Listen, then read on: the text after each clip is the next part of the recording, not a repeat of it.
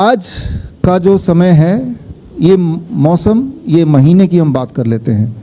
इस महीने की बात कर लेते हैं, एक ऐसी बात जो आप सबको जो यहाँ बैठे हैं या जो ऑनलाइन देख रहे हैं, आज अपने घर में इम्प्लीमेंट करना है, क्योंकि ये आम का सीज़न है। 7 चैलेंजेस या 7 सुपरस्टिशन तो हमने आज बात कर ली, जो पहले भी मैंने बात की थी, जो किताब में दर्ज है। अब 8वें चैलेंज की बात कर लेते हैं। 8वां जो सबसे ज़्यादा महत्वपूर्ण है, कहीं ये आम का सीज़न ना निकल जाए। तो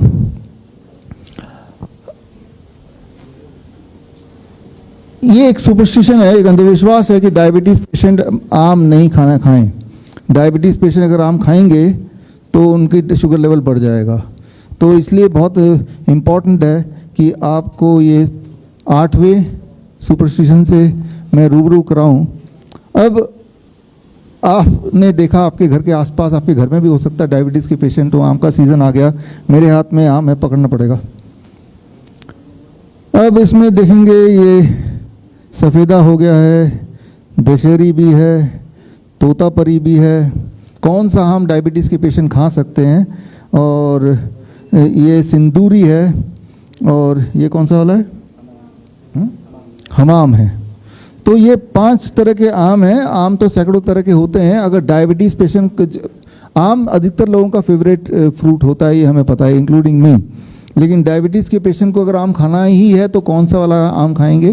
पहली बात तो ये, जैसा उनके दिमाग में भर दिया है कि डायबिटीज़ हो गया है, आम नहीं खाना। डायबिटीज़ हो जाएगा, आम नहीं खाना। लेकिन खाना ही हो तो क्या खाएंगे, कैसे खाएंगे, उस पर बात करेंगे 2 मिनट में। आप अगर यही बात डॉक्टर से पूछेंगे, किसी भी डॉक्टर से, एलोपैथी के डॉक्टर से, यही प्लेट लेके जाएंगे कि मुझे आम खाना, इनमें से कौन सा आम खाऊं? एक आम तो मैं खा के ही रहूँगा, चाहे मैं कल ही क्यों ना मर जाऊँ, मेरी ब्लड शुगर लेवल कुछ भी। तो वो जो डॉक्टर है पहले तो डराएगा, जब देखेगा पेशेंट मान नहीं रहा तो इनमें से एक आम को चुनेगा। तो कौन सा चुनेगा? जो थोड़ा हरा दिख रहा है ना, कि अभी ये कच्चा है तो चलो ठीक है।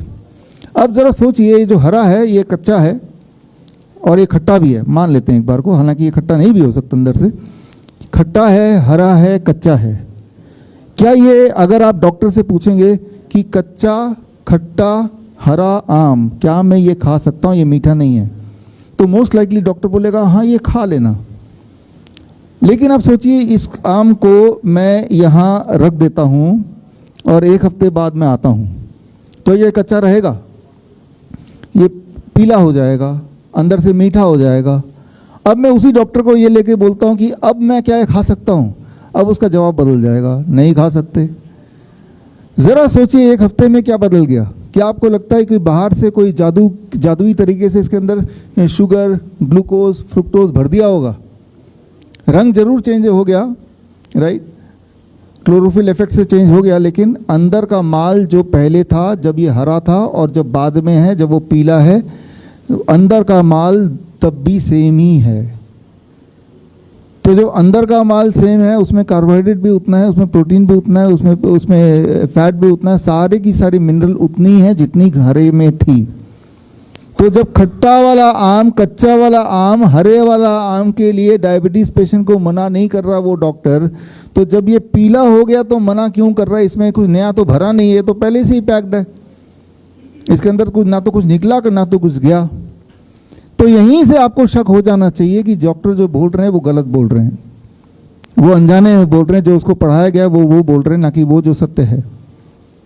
सत्य ये है कि डायबिटीज़ के पेशेंट अगर खाली पेट खूब सारा आम खा लें, खूब सारा, ये तो थोड़े से हैं, इसका 3-4 गुना खा लें रोज़, तो उनकी डायबिटीज़ बड़ी जल्दी ठीक हो जाती है। ठीक हो सकती है, मैं नहीं बोल रहा हूँ, ठीक हो जाती है बड़ी जल्दी से। और जिनको अब भी विश्वास नहीं है, हमारे तो हज़ारों पेशेंट्स हैं जिनकी डायबिटीज़ आम खा के ठीक हुई है। और हम एक आम का चैलेंज भी अब रख रहे हैं, जिनको विश्वास नहीं है कि आम खाने से आपकी डायबिटीज़ ठीक हो जाएगी, तो ये आम का सीज़न है, इस आम के सीज़न को मत गंवाइए और चैलेंज का हिस्सा बनिए। चैलेंज का हिस्सा कैसे बनेंगे? चैलेंज का हिस्सा बनने के लिए स्टेप 1, ये चैलेंज 15 मई से 21 में 7 दिन का डायबिटीज़ मैंगो चैलेंज। 7 दिन आम खा के कैसे डायबिटीज़ को भगाना, ये चैलेंज है। इस चैलेंज में आपको खूब सारे आम खरीदने पड़ेंगे, अपने पसंद के, मीठे से मीठे। ये तो हो गया पहला स्टेप। दूसरा स्टेप, आपको अपने 7 दिन के लिए डाइट को केमिकल फ्री करना ही होगा। Chemical free, pesticide free, fertiliser free, यानी कि ऑर्गेनिक कर दीजिए 7 दिन के लिए। आपका ब्लड शुगर किस तरह से स्टीपली नीचे जाता है, जिससे as a result of that दवाइयों को भी टेपर डाउन करना होगा, इंसुलिन को भी टेपर डाउन करना होगा, मोस्ट लाइकली बाय 7 डे। ना तो आपकी दवाइयाँ बचेंगी, ना इंसुलिन की जरूरत पड़ेगी, और ब्लड शुगर बिल्कुल नॉर्मल। तो ये 7 दिन का चैलेंज है, और चैलेंज में मान लो ऐसा नहीं हुआ तो क्या होगा? अगर तो ऐसा नहीं होता है, अगर आपका ब्लड शुगर कंट्रोल नहीं होता है, दवाइयाँ नहीं छूटती हैं, तो चैलेंज में ऐसा होगा कि जो आपने 990 रुपीज़ का ये खरीदा और खाया, ये पैसा हम आपको वापस कर देंगे। चाहे आपने अमेज़न से खरीदा हो, मीशो से खरीदा हो, फ्लिपकार्ट से खरीदा हो, कहीं से भी खरीदा हो, ये पैसे हम आपको पहुंचा देंगे, आपको जो भी आप बैंक अकाउंट नंबर देंगे। मुझे पता है कि इस चैलेंज से एक खतरा मेरे लिए ये हो सकता है कि कोई इंसान, उसका सब कुछ ठीक हो गया, तब भी वो बोलेगा यूँ ही चालाकी से कि भाई मेरा तो ठीक नहीं हुआ। तो वो खतरा मैं ले ही रहा हूँ, क्योंकि यही एक तरीका है लोगों को ये बताने का, उनको विश्वास दिलाने का कि आप ठीक हो सकते हैं। कोई ज़रूरी नहीं कि ये डब्बा आप हमसे खरीदें, हम तो सिर्फ ये बोल रहे हैं कि आपको ऑर्गेनिक लेना है। दाल, चावल, अलग अलग तरह के मिलेट्स, अलग अलग तरह के मसाले, और रॉक सॉल्ट, और नीम के पत्ते का पाउडर, छाल का पाउडर, कहीं से भी ले सकते हैं, ज़रूरी कि हमसे ही लेना है। हमने सारा कुछ एक जगह कर दिया ताकि आप भटके ना, और आपको सस्ते में मिल जाए, और आपको जो मिले वाकई में केमिकल फ्री हो। कई बार ऑर्गेनिक कह के बेचते हैं, लेकिन होता है पेस्टिसाइड वाला ही। और ये 1 हफ्ते की ट्रेनिंग भी देंगे, और ये सारा कुछ फ्री में है। हाँ, ये ज़रूर खरीदना है। अगर ये नहीं खरीदते हमसे तो आपको बाज़ार से खरीदना है। एनीवे बाज़ार से तो आप वैसे भी खाना खाते ही हैं, फल खरीदते हैं। तो मेरा जो 8वां जो आज का जो मेडिकल सुपरस्टिशन ये है सबसे बड़ा, कि फल मत खाओ, आम मत खाओ, मीठे फल मत खाओ। ये सारी बातें फैलाई गई हैं, जिससे आपने देखा कि इन जो चीज़ें डायबिटीज़ के लिए दवा का काम कर सकती है, करती है, उन्हीं चीज़ों को आपके जीवन से हटा दिया गया, और एक डायबिटीज़ पेशेंट जीवन भर डायबिटीज़ पेशेंट बना रहता है, और उसको आम को देख के तरसता रह जाता है। उसे लगता है कि आम को देख के, खाने की बात तो दूर, अगर मैं सूंघ भी लूँगा आम तो भी मेरा शुगर लेवल बढ़ जाएगा। तो आज इस प्रेस कॉन्फ्रेंस के माध्यम से एक 8वां सुपरस्टिशन जिसका हम एक्सपोज करना चाहते हैं कि आम खाओ और ब्लड शुगर, ब्लड प्रेशर को घटाओ, राइट। और जो लोगों को विश्वास नहीं आ रहा तो वो इस चैलेंज का हिस्सा बन जाएं। चैलेंज का हिस्सा बनने से उनके लिए खोने को कुछ नहीं है। ये डब्बा ज़रूर खरीदना है, लेकिन ये डब्बे के पैसे वापस हो जाएंगे। डब्बा नहीं भी खरीदना चाहते हैं तो आप इसके अंदर जो मिलेट्स हैं, ऑर्गेनिक, और मसाले हैं, ऑर्गेनिक मसाले, रॉक सॉल्ट्स, वो सारा चीज़ कहीं से भी खरीद सकते हैं, और आप हमारे ग्रुप का हिस्सा बन सकते हैं। और बनने के बाद आप खुद ही देखेंगे कि 7 दिन के अंदर किस तरह से बड़ी से बड़ी दिखने वाली जो डायबिटीज़ की, जो इतने समय से इंसुलिन की जो दिक्कत चल रही थी, वो बड़ा आराम से ख़त्म हो सकती है। तो आज के समाज में एक बहुत बड़ा सुपरस्टिशन है कि फल से हमें नुकसान हो सकता है या हो जाता है, और ये सिर्फ डायबिटीज़ के कॉन्टेक्स्ट में नहीं है, ये किडनी पेशेंट्स के लिए भी डॉक्टर्स लोग मना करते हैं कि भाई आप फल मत खाओ, आप कच्ची सब्जी मत खाओ, आप पालक मत खाओ, आप टमाटर मत खाओ। जिन चीज़ों से उसकी किडनी ठीक हो सकती है वो सारा कुछ मना कर दिया है। और डॉक्टर साहब, आप जो है बार बार जो है एलोपैथी डॉक्टर्स पर जो है मतलब आप बोल रहे, चैलेंज कर रहे होंगे, क्या कभी कोई डॉक्टर आपके पास आए, या नहीं आए तो क्यों नहीं आए? देखिए, एलोपैथी जो डॉक्टर्स हैं, चैलेंज करने के कई सारे कारण हैं, क्योंकि एलोपैथी जैसे मैंने आज बताया, हम समाज का हिस्सा है, और समाज में कोई भी ऐसी चीज़ किसी की वजह से गड़बड़ हो रही है जिससे किसी को नुकसान हो रहा है या समाज का नुकसान हो रहा है, तो हमारा कर्तव्य है कि हम चुप ना बैठे, उसको सामने लाएं और लोगों को जागरूक करें। ये पूरी पहली बात है। दूसरी बात आता है जो सवाल है कि चैलेंज लगातार आज मैंने किया, कोई डॉक्टर सामने आया। ये सारे डॉक्टर सामने आते हैं वीडियो के साथ, इंस्टाग्राम में, फेसबुक में, यूट्यूब में मेरे अगेंस्ट वीडियो बनाते हुए दिखते हैं। लेकिन उन्हीं डॉक्टर्स को जब मैं न्योता देता हूँ कि आप आइए, सामने सामने बात कीजिए, सामने 100 कैमरे होंगे, जो भी सच होगा वो दुनिया को दिखेगा। तो आज भी आपने देखा कोई डॉक्टर नहीं आया, और ना कभी आएगा। क्यों नहीं आएगा? क्योंकि सच्चाई उन्हें भी पता है कि जो मैं बता रहा हूँ वही सच है, और जो वो बता रहे हैं वो सिर्फ इल्यूजन है। वो सिर्फ इसलिए बता रहे हैं ताकि उनकी जो झूठ है वो पकड़ा ना जाए, इसलिए बोल रहे हैं। लेकिन आपने भी देखा, आज भी आप खड़े हैं यहाँ पे, और हमने तो लगातार इन्वाइट किया कि जो हमारे विरोधी डॉक्टर्स हैं, जो यूट्यूब में, फेसबुक में, इंस्टाग्राम में मेरे वीडियो बनाते हैं, उनको मैं बोल रहा हूँ कि उन्हीं के लिए मौका है कि एक ही बार में आप मेरा घंटा खोल दो, लाइव कैमरे आएंगे और आप आ जाओ और डिबेट करते हैं, और लाइव होगा, दुनिया को दिखेगा, और जनता तय कर लेगी कौन सही बोल रहा है, कौन गलत बोल रहा है। लेकिन अगर वो नहीं आ रहे हैं तो आपको समझ आ रहा होगा कि कौन सही है कौन गलत है।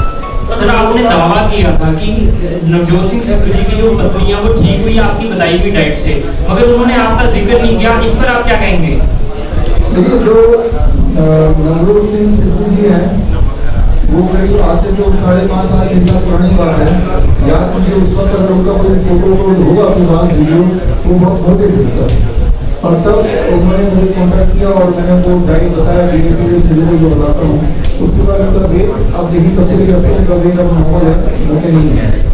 तो वो विश्वास हो चुका था कि डाइट से काम नहीं करता है। फिर उन्होंने उसके 1.5 साल बाद दोबारा कॉन्टैक्ट किया, इस बार अपने पत्नी के लिए नवजोत सिद्धू का नाम है, डॉक्टर है वो, और कैंसर के लिए। तब अकॉर्डिंगली मैंने प्रोटोकॉल बताया, जो प्रोटोकॉल वो सबको बता भी रहे हैं, और फिर वो भी ठीक हुई। और जो उन्होंने प्रेस कॉन्फ्रेंस किया था उससे 1 साल पहले ही ठीक हो गई थी। ठीक नहीं अब से 1 साल पहले, लेकिन 1 साल पहले मैंने भरपूर इंतजार किया, देखते हैं ऐसा वापस से नहीं आएगा, ये सब था। उसके बाद जब उन्होंने लगा कि अब पूरी तरह ठीक हुई तो प्रेस कॉन्फ्रेंस किया। और उनका प्रेस कॉन्फ्रेंस करने का मकसद मेरे हिसाब से 2 बातें थी। एक तो दुनिया को बताना है वो ठीक हो गई है, और दूसरा कैसे ठीक हुई है। और इस कोई तीसरा कि किसने ठीक किया वो इम्पोर्टेंट नहीं था उनके लिए, और मैं भी नहीं समझता हूँ वो इम्पोर्टेंट है। और ये भी हो सकता है कि जो बातें मैंने बताई इस गवर्नमेंट में बताई होंगी या उनको कहीं से उन्होंने पढ़ा होगा, तो ये भी हो सकता है कि कई सारे कारण हो सकते हैं कि भाई वो उन्होंने नाम क्यों नहीं लिया। लेकिन मुद्दा ये नहीं कि नाम लिया, लेकिन मुद्दा ये है कि इस तरह की डाइट में रह के कैंसर ठीक हो सकता। टॉपिक है वो यही है, सुपरस्टिशन, अंधविश्वास। हर समाज में, हर जनरेशन में कई सारे तरह के अंधविश्वास होते रहे हैं, पता ही है। जो हमने बचपन में पढ़ा, आज से 100 साल पहले, 200 साल पहले हर तरह के अंधविश्वास थे कि एक पेट्रोल कुआं है, वहां से इस तरह की जाति के लोग ही पानी पी सकते हैं, इस तरह के नहीं पी सकते, भेदभाव। और वो चलता गया। फिर आप में से हम जैसे कोई ना कोई आवाज उठाता है, फिर उस अंधविश्वास को या उस तरह के भेदभाव को हम रोकने की कोशिश करते हैं। लेकिन जब भी ऐसी कोशिश होती है तो ये थोड़ा आसान नहीं होता, क्योंकि उससे कुछ लोगों का कुछ नुकसान भी होता है, तो वो लोग विरोध भी करेंगे।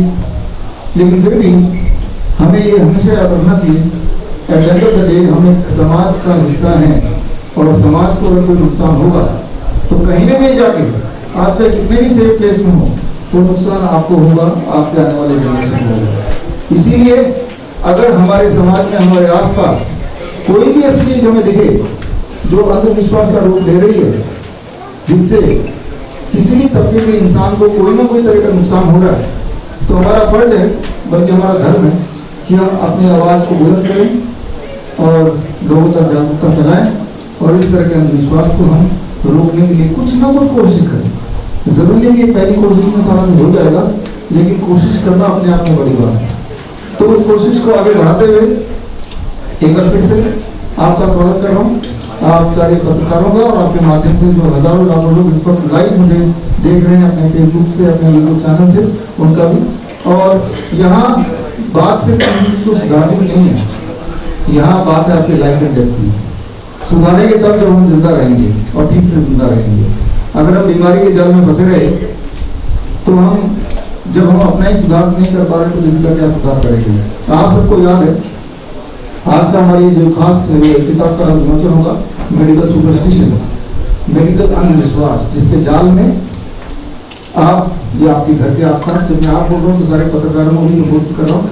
आप लोग अपने आप को पत्रकार ना माने अगले 1 घंटे के लिए, क्योंकि आप इस समाज के हिस्सा हैं, और ये आपको भी इम्पैक्ट उतना ही करता है जितना किसी और को करता है।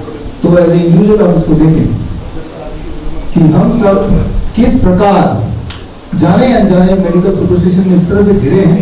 मान लो कि हमें किसी ने पिंजरे में कैद कर दिया हो, वो एक ऐसा पिंजरा जो कि इनविजिबल है, लेकिन हमें घेरा हुआ है, बांधा हुआ है, हमारे जो पंख है उसको रोका हुआ है।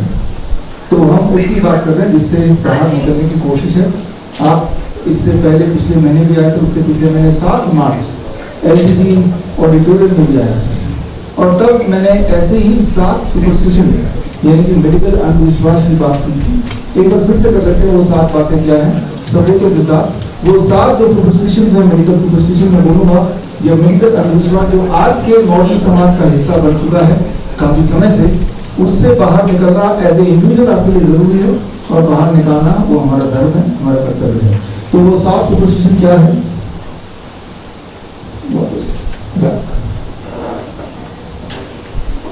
पहला, ये एक तरह से 7 चैलेंज के रूप में मैंने पेश किया था, काफी महीने पहले से चल रहा है, और आज फिर से एक बार दोहरा देता हूँ। और पहला मेडिकल सुपरस्टिशन, जो मेरे 7 चैलेंजेस हैं जो लगातार चल रहे हैं। There is no allopathic drug that can cure any disease even by 1%। दुनिया में कोई भी ऐसी एलोपैथी की दवाई नहीं बनी जिससे कोई भी बीमारी 1% भी ठीक होगी।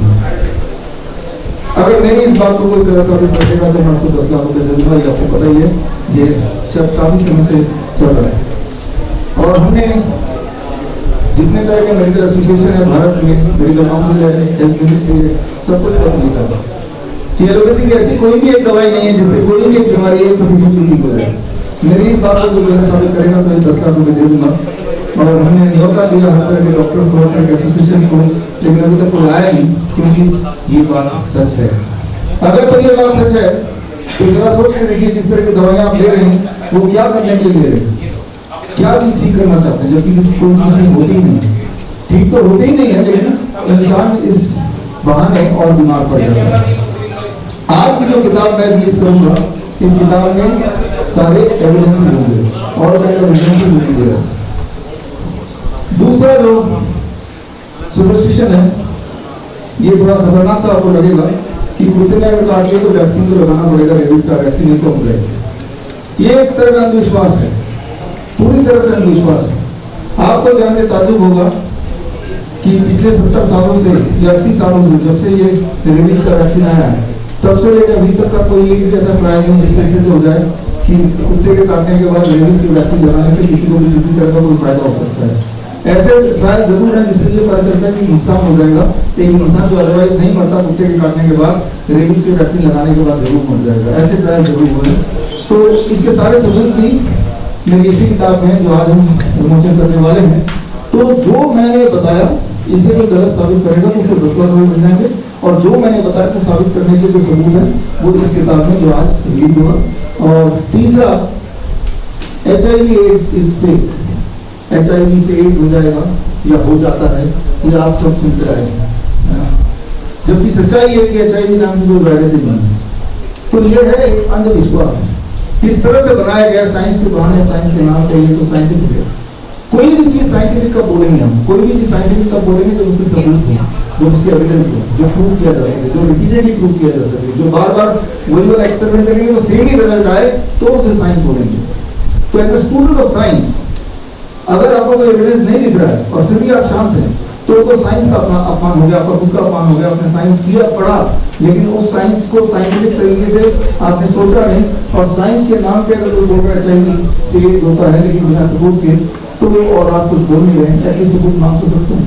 कोई अगर सबूत दे देगा कि ये HIV से एड्स होता है तो 10 लाख रुपए और दे दूंगा। ये जो शब्द है ये मैंने आज से नहीं 2018 से रखी है, 2018 अप्रैल 7 अप्रैल 2018 से रखा वर्ल्ड हेल्थ डे से, कि अगर HIV से एड्स होता है तो एक काम कीजिए आपके हिसाब से।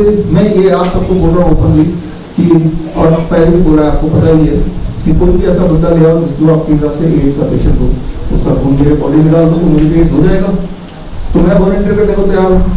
कोई बोलेगा अनएथिकल है, तो एक कुत्ते के बॉडी में डाल दो उसको भी HIV हो जाएगा। आपको जान के हैरानी होगी, इस तरह का कोई रिसर्च अभी तक किसी ने किया ही नहीं, क्योंकि पता है कि भाई डालेंगे क्या, डालने के लिए HIV का कुछ वायरस तो चाहिए, वो वायरस होगा तभी तो कुछ डालेंगे। फिर चौथा, ये बहुत इंपॉर्टेंट है क्योंकि ये आज के बच्चों में जुड़ा है, आपके हमारे बच्चों में जुड़ा है। There is no evidence to prove that childhood vaccination provide any benefit to child, however it has been proven that it causes neuro developmental disorder. बच्चों में लगाए जाने वाले वैक्सीन, जब मैं छोटा था तो मेरे डैड को बताते हैं 3-4 वैक्सीन तक लगते थे, मुझे भी लगे होंगे 3-4 वैक्सीन। आज की तारीख में आप किसी भी माँ बाप से पूछें कि नए बच्चे पैदा हो रहे हैं, 30 से 40 वैक्सीन लगते हैं, 30 से 40 बचपन में लगाए जाने वाले वैक्सीन आज लगते हैं। नतीजा ये है कि आज की तारीख में भारत में करीब 50 लाख ऑटिज्म के बच्चे हैं, करीब 2 से 3 करोड़ ADHD के बच्चे हैं, न्यूरो डेवलपमेंटल डिसऑर्डर, करीब 30 से 50 लाख सेरेब्रल पाल्सी के बच्चे हैं। तो ये क्या होती है बीमारी, ये मैं आपको बताने वाला हूँ। इतनी भयंकर बीमारी की सोच के लिए आपके रूप काम चाहिए। ये तीनों बीमारियों के 3 बच्चे हमारे पास अभी हैं, आपसे मिलाऊंगा अभी। और अच्छी बात है कि वो ठीक हो सकते हैं, वो ठीक हो गए हैं। आगे चलते हैं। Mammogram, biopsy and PET scan have the potential to cause cancer. Normally doctor बोलता है कि पेट स्कैन करा लो, पता चल जाएगा कैंसर है कि नहीं है, जबकि सच्चाई ये है कि पेट स्कैन कराने से कैंसर हो जाता है। Very very important. आप सबने क्लास 8वीं में पढ़ा है कि भाई रेडियोएक्टिव मटेरियल से कैंसर होता है, सभी ने पढ़ा है। अब वही रेडियोएक्टिव मटेरियल पेट स्कैन के बहाने जब बॉडी में इंजेक्ट करते हैं, ब्लड में डायरेक्टली इंजेक्ट करते हैं, तो वो बॉडी में सर्कुलेट करने लगता है। रेडियोएक्टिव मटेरियल सोच के देखिए, दुनिया का सबसे खतरनाक पॉइजन है। और फिर हम बोलते हैं कि हमको कैंसर को डायग्नोस करना चाह रहे हैं। कैंसर को डायग्नोस नहीं करना चाह रहे, उसके बहाने कैंसर को पैदा करना चाह रहे हैं। That is why the cancer industry. मैंने जो भी बताया, मेमोग्राम, बायोप्सी और पेट स्कैन से कैंसर होता है, हो सकता है, इसके सबूत आपको इस किताब में मिल जाएंगे। और मेरी बात को गलत साबित करेगा तो दस्तावेज और मिल जाएंगे। और छठी बात, कोविड-19 vaccine has caused increase lifestyle disease and sudden death. ये हम सबको पता है, ये ओपन सीक्रेट है। कोविड-19 की वैक्सीन लगाने के बाद हम इंसान, आप इंसान, मैंने तो लगाया नहीं, मैं 2020 से होता आया हूँ, जब वैक्सीन आई नहीं थी, कभी मत लगाना इसको। स्लो पॉइजन है, इंस्टेंट डेथ भी हो सकती है, धीरे धीरे आप डीजेनरेटिवली हर दिन मरेगी। लेकिन जिस तरह का माहौल था, प्रेशर था, अधिकतर लोगों ने लगा लिया और वो झेल भी रहे। अगर वो ये साबित कर दे कोई वैक्सीन से किसी का कोई फायदा हुआ है सिवाय फार्मास्यूटिकल कंपनीज के, तो मैं उसको 10 लाख रुपये दूंगा। आखिरी बात जो आज का एक महत्वपूर्ण टॉपिक भी है, autism ADHD is not a genetic disorder and is curable to a great extent. Very very important है। ऑटिज्म ADHD जिन्हें डॉक्टर बोल देते हैं तो जेनेटिक है। डॉक्टर्स के पास, आज के एलोपैथिक डॉक्टर्स पर जब किसी बात का कोई जवाब नहीं होता, उठा के पूर्वजों में डाल देते हैं। आपकी पूर्वजों की गलती, जेनेटिक है भाई। जेनेटिक का मतलब क्या होता है ये समझना पड़ेगा। जेनेटिक का मतलब ये है कि मेरा बच्चा जब पैदा होगा तो मेरा जो भी रंग है वैसे कुछ होगा उसका रंग, मेरे जैसे बाल है वैसे कुछ बाल होंगे, मेरी जैसे आंखें वैसे कुछ आंखें होंगी, तो वो जेनेटिक है। लेकिन जो मेरे पास है ही नहीं, वो बच्चे को हो गया, तो वो जेनेटिक नहीं माना जाएगा। ऑटिज्म, ADHD, सेरेब्रल पाल्सी, ये सारे जेनेटिक डिसऑर्डर नहीं हो सकते, क्योंकि ये उनके पेरेंट्स को था ही नहीं। तो फिर डॉक्टर ने फिर भी इल्जाम लगा दिया कि आपके परदादा इसलिए रिस्पॉन्सिबल है, जबकि असली बात यह है वो डॉक्टर खुद रिस्पॉन्सिबल है जिसने बच्चे को वैक्सीन लगाया, बार बार लगाया। एक हेल्दी पैदा हुआ वैक्सीन बच्चा, आप देखेंगे मिलेंगे ऐसे इन बच्चों से आज, और वो धीरे धीरे वो सुस्त पड़ता चला गया, उसके हाथ पैर काम करने बंद हो गए और धीरे धीरे वो पेशेंट हो गए। ये होता क्या है समझना पड़ेगा। ऑटिज्म क्या होता है, ऑटिज्म के बच्चे कैसे पहचानेंगे? ऑटिज्म का मतलब होता है एक 10 साल का बच्चा, लेकिन उसका दिमाग 2 साल का है, उसके अंदर का जो ब्रेन है वो 2 साल का हो और बच्चा 10 साल का हो तो ऑटिज्म है। अब 2 साल का बच्चा क्या करेगा? दिमाग वाला, वो खुद से ब्रश नहीं कर सकता, खुद से कपड़े नहीं पहन सकता, खुद से ज्यादा कुछ बोल नहीं सकता, वो अपने में खोया रहता है। यानी कि बच्चे की शरीर बड़ा होता चला गया, लेकिन उसका दिमाग 2 साल में टिक गया।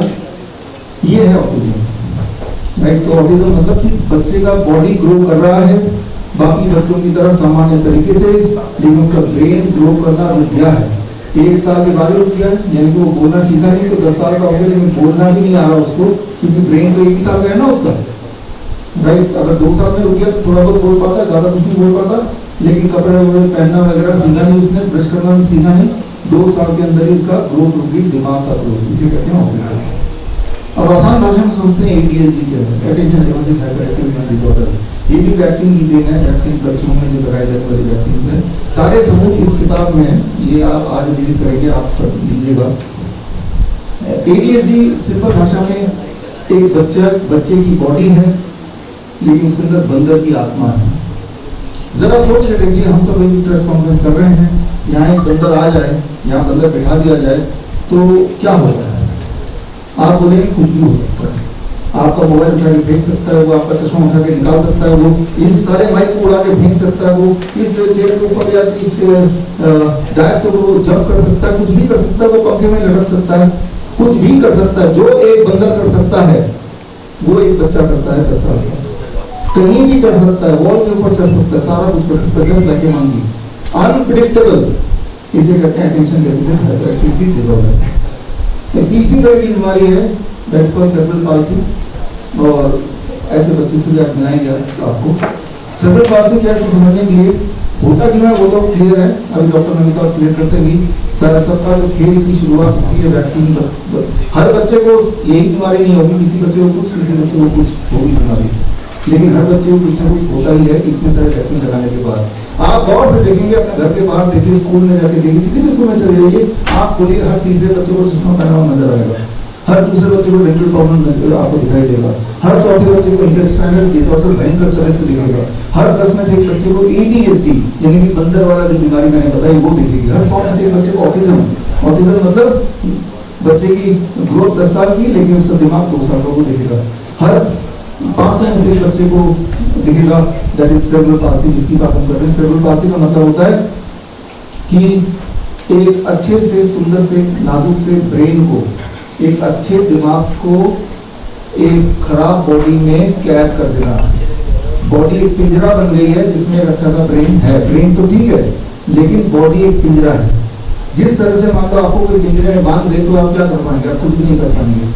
आप चाहते हैं कि आप बाहर निकल जाए, आप चाहते हैं कि आप खाना खा लें, आप चाहते हैं कि कहीं चले हैं, लेकिन वो पिंजरा आपको कैद कर रखा है। आपका दिमाग जो भी चाहता है वो कर नहीं पाते बिकॉज पिंजरे में आप कैद हैं।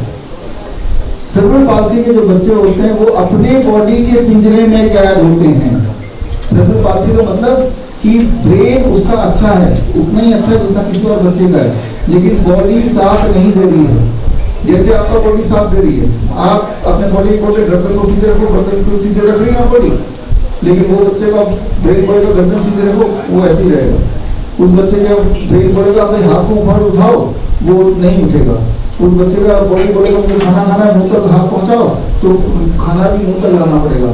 और कई बार ऐसा भी होगा कि ब्रेन बोलेगा जीभ को या दांत को कोई चबाओ नहीं सकता, फिर पाइप से देना पड़ेगा। मतलब कि ब्रेन बिल्कुल ठीक है लेकिन बॉडी में कैद है, एक ऐसा बॉडी जो पिंजरे की तरह है, इसे बोलते हैं सेरेब्रल पाल्सी। तो आप समझ रहे कितनी भयंकर बीमारी है, वो भी शुरुआत में, और वो भी इसलिए नहीं कि वो बीमार पैदा हुआ था, वो बीमार पैदा नहीं हुआ था, उसे बीमार बनाया गया। यही पे आता है मेडिकल सुपरस्टिशन, मतलब पेरेंट्स की सोच। जाहिर सी बात है पेरेंट्स को जिस तरह से एजुकेट किया गया है कि बच्चा पैदा हो गया तो वैक्सीन लगाना पड़ेगा, 30 हो 40 हो 50 हो, यूएस में तो 70 वैक्सीन लगते थे जनवरी महीने तक, और तब तक ये पता चल गया अधिकतर लोगों को कि वैक्सीन की वजह से वहाँ तो हालत और खराब है, वहाँ हर तीसरे बच्चे को ये सारी बीमारियां दिखेगी आज की तारीख में जो पैदा हो रहे हैं। और उन 70 में से 60 वैक्सीन को वहाँ पे खत्म कर दिया गया कि इससे बच्चों में न्यूरो डेवलपमेंटल डिसऑर्डर होता है। तो जिस देश से पूरी दुनिया में वैक्सीन आया उस देश ने सबसे पहले वैक्सीन को खत्म कर दिया। ये अपने आप में सबूत है, और बाकी सबूत तो मैंने इस किताब में दे दिए, आप पढ़ सकते हैं। तो इम्पोर्टेंट बात यह है कि it is totally preventable, at the same time it is curable to the great extent. ये प्रिवेंटेबल भी है और ठीक भी हो सकता है। प्रिवेंटेबल कैसे होगा कि हो ही ना कि बच्चों को वैक्सीन लगाऊंगा। अब सवाल आपके फिर आएंगे, अगर नहीं लगाएंगे तो पोलियो हो गया तो क्या होगा, ट्यूबरकुलोसिस हो गया तो क्या होगा? क्या आपको पता है कि वो होगा? कैसे पता है कि नहीं लगाने से बचेंगे और नहीं लगाने से हो जाएगा? क्या सबूत है? सारे सबूत मैंने दे दिए हैं इसी किताब में, जिसका विमोचन आज करेंगे। और आप देखेंगे आज भी हमारे दुनिया में, इसी दुनिया में आज भी 10% ऐसे बच्चे हैं पूरी दुनिया में, 10% लोग जिन्होंने कभी कोई वैक्सीन नहीं लगाई आज भी। और ये देखा गया कि उनकी लाइफ स्पैन ज़्यादा होती है, उनमें बीमारियां कम होती हैं, वो ज़्यादा लाइफ स्पैन होते हुए हेल्दी एनर्जेटिक होते हैं, उनका दिमाग ज़्यादा चलता है। ऐसे कई सारे ऑब्जर्वेशन स्टडीज हुए हैं पूरी दुनिया में, और जब भी कंपैरेटिव स्टडी हुआ है between the people those who have taken the vaccine in comparison to जिन्होंने कभी जिंदगी में वैक्सीन नहीं लगाई, उनमें पोलियो, ट्यूबरकुलोसिस, स्मॉल पॉक्स ये सारी बीमारियां कम होती हैं या ना, ऑटिज्म ये सब होती ही नहीं है, न्यूरो डेवलपमेंटल डिसऑर्डर में नहीं होते हैं। ये देखा गया, ये सारे सबूत मैंने इस किताब में दिए जैसे मैं बता रहा हूँ। तो प्रिवेंटेबल तो है, अगर आप एलोपैथी से बच जाएंगे तो ये बीमारी नहीं होगी, वैक्सीन से बचेंगे तो बीमारी नहीं होगी। मैं ये फिर बोल रहा हूँ कि हर एक ऑटिज्म हो जाएगा, मैं ये बोल रहा हूँ हर बच्चे को कोई बीमारी हो जाएगी, क्योंकि आज आप बाहर निकलेंगे हर बच्चे में आपको कुछ ना कुछ बीमारी मिलेंगी और भयंकर रूप से बच्चे बीमार पड़ते जा रहे हैं। तो हमें इसको रोकना है, जो कि आज का मुख्य टॉपिक है। और ऐसे में सबसे पहले आई ओपनर, आपकी आंखें खुल जाए। जब मैं आपकी आंखें बोल रहा हूँ, मैं उन सबको भी बोल रहा हूँ जो लोग अभी ऑनलाइन मुझे देख रहे हैं, राइट। तो उसके लिए पहला उदाहरण,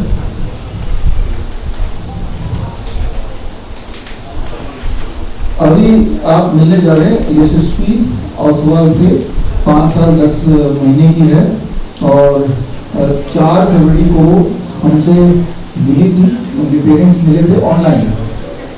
फिजिकली तो मैं अभी मिलूंगा, अभी जस्ट मैं जब ऊपर आ रहा था तब मैंने बच्चे को देखा, वो भी सीढ़ियाँ चढ़ के आ रहे थे, साथ साथ ही मेरे। लेकिन तब बच्चे का चलना या इसे कहते हैं डिसकनेक्टेड बिहेवियर। डिसकनेक्टेड बिहेवियर मतलब बॉडी साथ नहीं दे रही है। बच्चे का दिमाग पूरा चलो, बॉडी पूरा चलना ही नहीं है, ठीक है ना, बॉडी साथ नहीं दे रही है। तब बोलने में दिक्कत, समझने में दिक्कत, खड़े होने में बैठने में दिक्कत, आई कांटेक्ट नहीं करना, क्योंकि बच्चा जैसे पैदा होता है आई कांटेक्ट करता है, वो बच्चा भी करता था शुरू में, राइट। वेलकम, जिसके बारे में बात कर रहे थे वो बच्चा आपके सामने आ चुके, अपने पैरों पे चल के यहाँ तक पहुँचे हैं। कहाँ से आए? कोटद्वार उत्तराखंड से। आप सबसे मिलने के लिए, आपकी आंखों को खोलने के लिए ये बच्चा यहाँ पे है। और लेकिन पहले की कंडीशन ये थी, अब बच्चा आपके सामने चल पा रहा है, राइट, जो कि पहले 4 फरवरी से पहले चलना मुश्किल था, राइट, चलना पॉसिबल नहीं था एक तरह से। और लेकिन ये हुआ कैसे, ये बच्चे को ठीक कैसे हुए? मेरे तो हमसे आज ठीक करने के लिए 4 फरवरी को डॉक्टर नमिता के सुपरविजन में ऑनलाइन बच्चे के पेरेंट्स यहाँ पे हैं और बच्चे के पेरेंट्स ने ये प्रोटोकॉल बच्चे को दिया। नीम थेरेपी दिया, रात का खाना 8 बजे से पहले फिनिश किया, प्रोबायोटिक ड्रिंक भी दिया, कोकोनट इंटेक रोज दिया, सनलाइट खूब दिया, डीआईपी डाइट पे बच्चे को रखा, 0 वोल्ट थेरेपी घास में मिट्टी में बच्चे को काफी समय तक रखा। और ये लगभग 100% किया। और करने के बाद जो नतीजा आया कि स्पीच में 7% इंप्रूवमेंट, ये 15 दिन का इंप्रूवमेंट, अभी का इंप्रूवमेंट है, उसके बाद काफी दिन और हो गए, वो देखेंगे। अंडरस्टैंडिंग में 75% इंप्रूवमेंट, बॉडी के बैलेंस में 80%, आई कॉन्टैक्ट 60%, ये सारे 15 दिन के इंप्रूवमेंट है। लेकिन उसके बाद की जर्नी क्या थी और उससे पहले की जर्नी क्या थी जब बच्चा पैदा हुआ था, और बच्चे के पैदा होने से पहले की जर्नी क्या थी, उसके लिए डॉक्टर नमिता जिनके सुपरविजन में ये बच्चा था, उनको मैं देता हूँ आगे कहानी।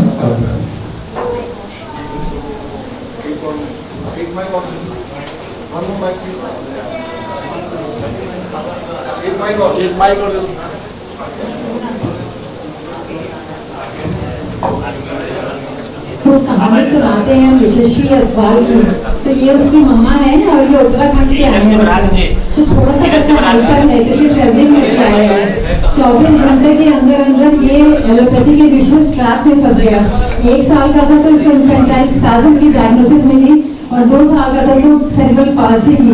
तो इसकी मम्मा ने हमारा ग्रुप क्यों ज्वाइन किया था? क्योंकि इस बच्चे का वीडियो देखे इसको इस तरह के स्पैज़म आते थे और हमारा कैन प्रोटोकॉल अपने से इसलिए ज्वाइन करा कि इसके स्पैज़म ठीक हो जाए, मगर इनको नहीं पता था उसके साथ साथ इनकी सारी बीमारियां ही ठीक हो जाएंगी बच्चे की। और अब इसको ना के बराबर इसको सीजर्स आते हैं। और हम बात करते हैं कि माँ की कहानी की, तो मम्मी को भी एक बार एक सीजर आया था और गलती से ये इमरजेंसी में चली गई और वहाँ पर इनका सीटी स्कैन हुआ और ये दूसरा जो सीटी स्कैन है ये 2 साल बाद हुआ और दोनों की रिपोर्ट्स अलग अलग हैं और तब कि इनको 5 साल के लिए एंटी एपिलेप्टिक ड्रग्स पे डाला गया। मगर मजे की बात ये कि दोनों की रिपोर्ट्स के डायग्नोसिस अलग अलग है और ट्रीटमेंट 5 साल तक इनका चलता रहा।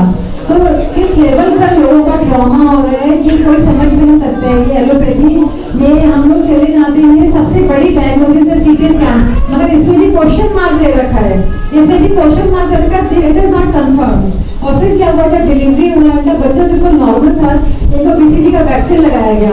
24 घंटे के अंदर अंदर बच्चे को सीजर्स आने लगे और ब्लेम किया गया माँ को कि आपने इसको दूध नहीं पिलाया और इसको हाइपोग्लाइसीमिया हो गया। और वो दिन है और आज का दिन है, बच्चा इस तरह के शूज पहनता है क्योंकि उसके पैर टेढ़े रहते हैं, वो चल नहीं पाता है।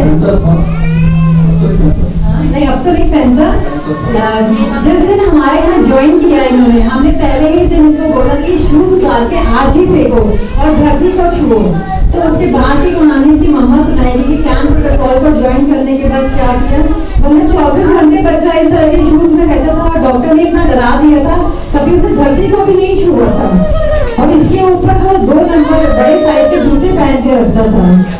तो मम्मा बताएगी आगे की कहानी। जब इन लोगों ने हमारा प्रोटोकॉल शुरू करा तो सिर्फ एक ही बात है कि इन्होंने 100% हम का प्रोटोकॉल फोकस किया और वहीं से जहाँ जिस घरों में इस जैसी मम्मियाँ हैं उन्हीं के बच्चे यहाँ स्टेज पे आते हैं। तो ये हमारा इन्होंने क्या प्रोटोकॉल फॉलो करा, आप बताइए। सबसे पहले तो सबके नमस्कार, मैं यशस्वी की मदर।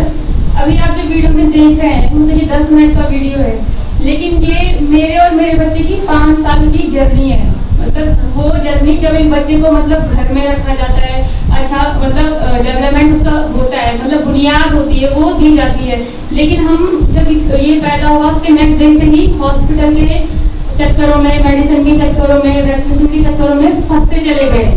फिर मतलब हमने अपना दिमाग कभी यूज ही नहीं किया कि मतलब ये दवाई, ये वैक्सीनेशन क्यों दी जा रही है। उस समय सबने मुझे यही बोला था कि तुमने दूध नहीं पिलाया शायद इसलिए इसको ऐसा हुआ।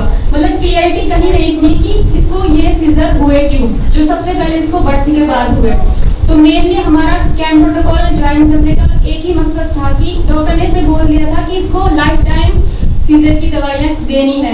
तो मैंने उनको बोला कि अभी तो उसकी एज 5 ईयर है, लाइफ टाइम कैसे मतलब इतने साइड इफेक्ट हो जाएंगे। तो वो हमें एक ही बात से चुप करा देते हैं कि जो सीजर हो रहे हैं उसके भी तो साइड इफेक्ट होते हैं, वो तुम्हें नहीं दिखते।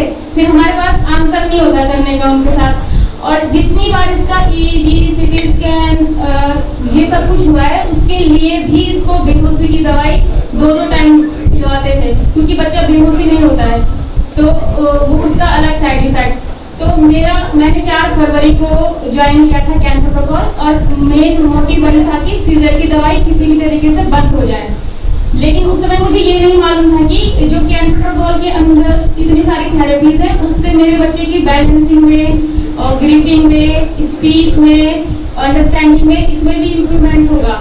तो क्योंकि इसने 5.5 साल का हो गया है, ये पैदा होने से और 5 साल तक के 5.5 साल तक इसने कभी ऐसे नंगे पैर रखा नहीं, पैर घर में भी नहीं रखा। हम छोड़ते ही नहीं थे इसको, क्योंकि मैं मतलब फिजिकल का इतना नॉलेज भी नहीं है, हड्डियों का, मसल्स का नॉलेज नहीं है, ब्रेन का तो फिर भी ये है कि बार बार सिखा के हम थोड़ा बहुत करवा लेंगे उसको।